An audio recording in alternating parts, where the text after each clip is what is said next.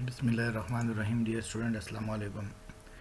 Python programming DIT course का जो practical number 13 है उसकी जो स्टेटमेंट है वो आपके सामने है। Write a program to print multiplication table of given number using while loop. इसका क्या मतलब हुआ कि हम एट द रन टाइम या यूज़र जो है वो एक नंबर देगा प्रोग्राम को या कंप्यूटर को, ठीक है, और कंप्यूटर ने क्या करना है, उसका टेबल प्रिंट करवाना है यूजिंग वाइल लूप और फॉर लूप। तो सबसे पहले फिर जैसे हमारे पिछले प्रैक्टिकल चलते हुए आ रहे हैं, सबसे पहले हमने क्या करना है, एक इनपुट लेना है। इनपुट के लिए हमारे पास स्टेटमेंट क्या है, या हमने एक एन वेरिएबल डिक्लेयर किया है, इसको रिटर्न टाइप इंटीजर होगी, ठीक है, और डिस्प्ले के ऊपर क्या आएगा, display table of N is equal to, जैसे यहाँ नीचे इसकी आउटपुट पहले से मैंने 4 का टेबल डिस्प्ले करवाया हुआ है, ठीक है।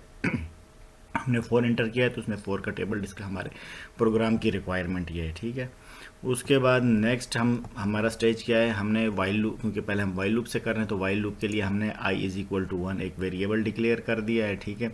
यह वेरिएबल i की वैल्यू 1 से इनिशियलाइज करती है, ठीक है।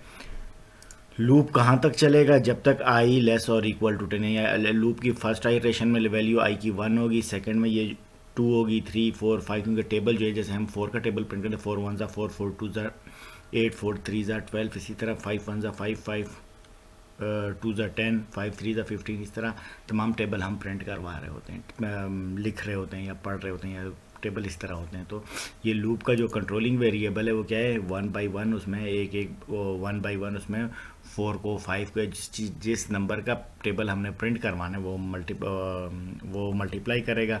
उसके लिए नेक्स्ट स्टेटमेंट मैंने लिखी है प्रिंट एन। सबसे पहले क्या करेगा, प्रिंट एन, यानी एन की वैल्यू प्रिंट करेगा। सपोज हमने यहाँ 4 इंटर किया है तो क्या किया है, फर्स्ट आइट्रेशन में ये यहाँ पर आपको नज़र आ रहा होगा, उसने 4 प्रिंट कर दिया। उसके बाद मैंने स्पेस दे के डबल कोटेशन के अंदर एक्स लिखा है या मल्टीप्लिकेशन का निशान बनाया, तो उसके बाद मल्टीप्लिकेशन का निशान आएगा क्योंकि वो डबल कोटेशन में वो एज इट इज़ प्रिंट होके आएगा।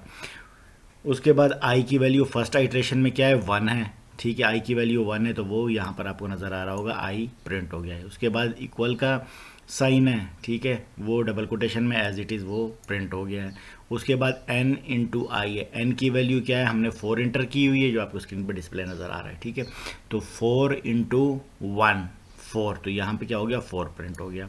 सेकेंड आई, अच्छा, उसके यहाँ तक ये प्रिंट हो गया। उसके बाद हमने क्या करना है, आई में एक वैल्यू इंक्रीज करनी है, आई प्लस इज इक्वल टू 1, मतलब आई में हमने एक इंक्रीमेंट किया तो आई की वैल्यू क्या हो गई, 2 हो गई।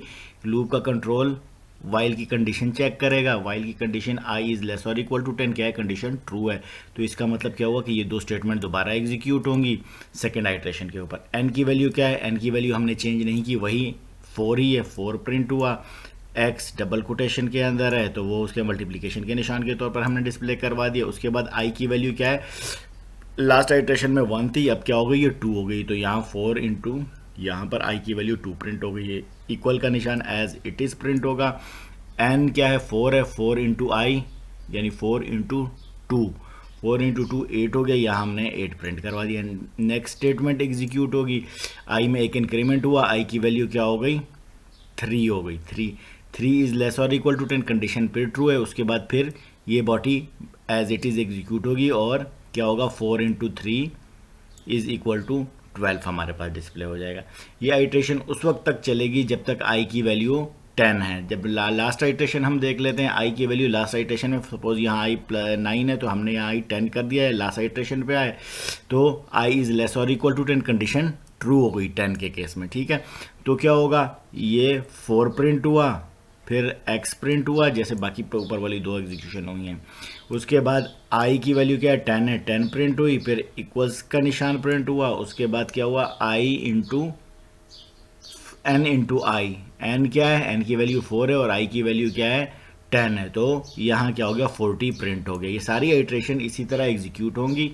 उसके बाद आई में एक इंक्रीमेंट हुआ, आई क्या हो गया, 11 हो गया। जब आई की वैल्यू 11 हो गई तो दोबारा ये वाली कंडीशन चेक होगी। जैसे हमें पता है कि जब वाइल लूप या कोई भी लूप, किसी भी लूप की कंडीशन या इफ एल्स स्टेटमेंट की कंडीशन फॉल्स हो जाए तो उसके नीचे वाली स्टेटमेंट एग्जीक्यूट नहीं करती बल्कि नेक्स्ट स्टेटमेंट पे चली जाती है या प्रोग्राम टर्मिनेट हो जाती है। क्योंकि इस प्रोग्राम के अंदर हमारे पास नेक्स्ट स्टेटमेंट नहीं है तो हमारा प्रोग्राम टर्मिनेट हो जाएगा और स्क्रीन के ऊपर आउटपुट डिस्प्ले हो जाएगी, ठीक है। तो इसको हम रन करके एक बार फिर देख लेते हैं। यहाँ डिस्प्ले टेबल ऑफ हमने 4 किया था, यहाँ पे दिस टाइम मैंने 6 इंटर किया। जैसे ही मैंने इंटर किया तो मेरे पास 6 का टेबल प्रिंट हो गया। ये भी एग्जैक्टली ऐसे ही एग्जीक्यूट होगा जैसे 4 के लिए हमने एग्जीक्यूट किया था। तो इस प्रैक्टिकल को अब आप लोग अपने कंप्यूटर में टेस्ट भी कर लें। किसी को कोई प्रॉब्लम हो तो वो कमेंट सेशन में पता कर सकता है।